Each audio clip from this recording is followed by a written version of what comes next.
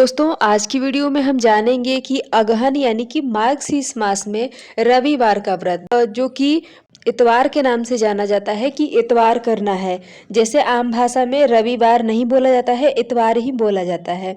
तो इतवार का व्रत हमें कब का करना सही होता है और इसमें हमें क्या खाना चाहिए, किस तरह से पूजा पाठ करना चाहिए, कब कब हमें करना चाहिए, कब नहीं करना चाहिए, कौन सा व्यक्ति को करना चाहिए, मतलब कौन सी महिलाएं कर सकती हैं इस इतवार को।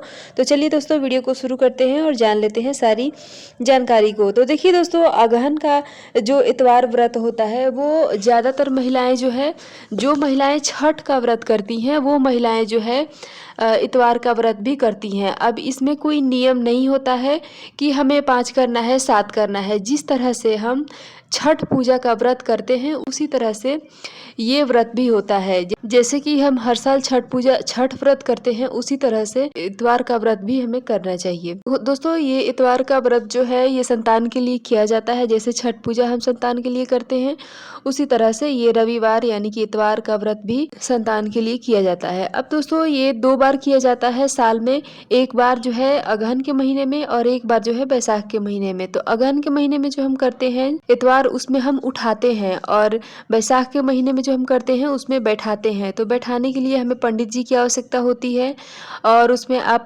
सीधा दान दक्षिणा दे सकते हैं, इसमें भी आप दान दक्षिणा दे सकते हैं।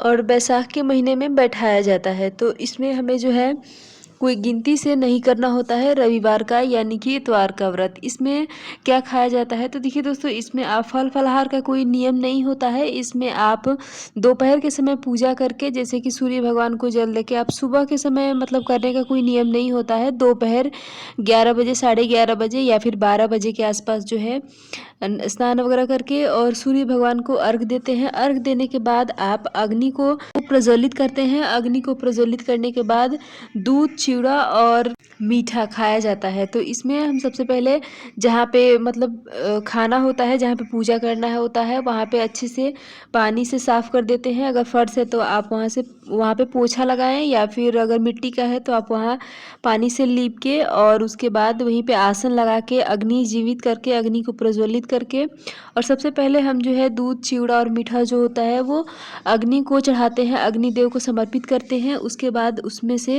अलग से प्रसाद के तौर पे निकाला जाता है और उसके बाद हम खाते हैं। तो इस तरह से मतलब आप एक बार ही खा सकते हैं, ऐसा नहीं है कि दूध चिवड़ा खाना है तो आप कभी भी खाएं, मतलब 2-3 बार नहीं खा सकते हैं, आपको सिर्फ एक बार ही खाना होता है। और इस तरह से आपको ये व्रत किया जाता है और पूरे दिन आपका उपवास रहता है। इसमें आप रात के समय खाना नहीं खा सकते हैं या फिर कोई भी चीज़ नहीं खा सकते हैं। तो ये क्लियर हो गया।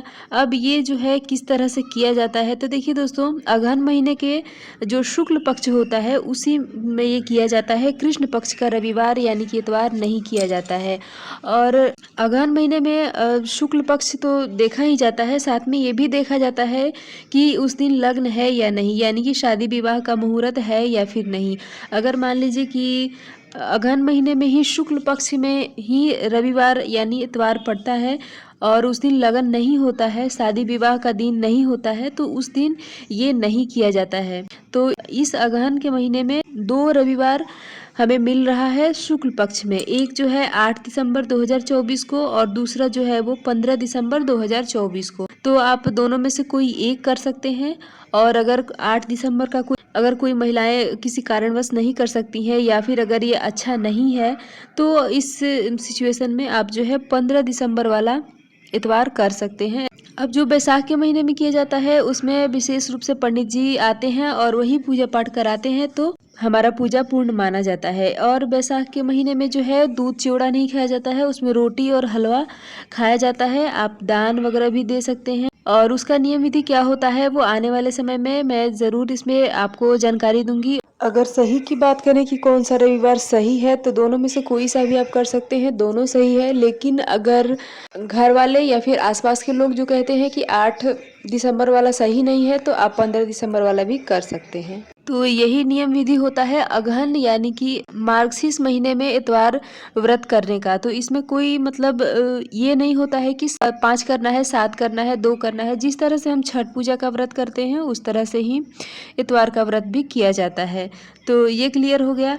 अब है कि क्या इस साल हम उठा सकते हैं या नहीं। तो जी हाँ, आप बिल्कुल उठा सकते हैं। अभी कोई मतलब अधिक मास या खरमास की समस्या नहीं है।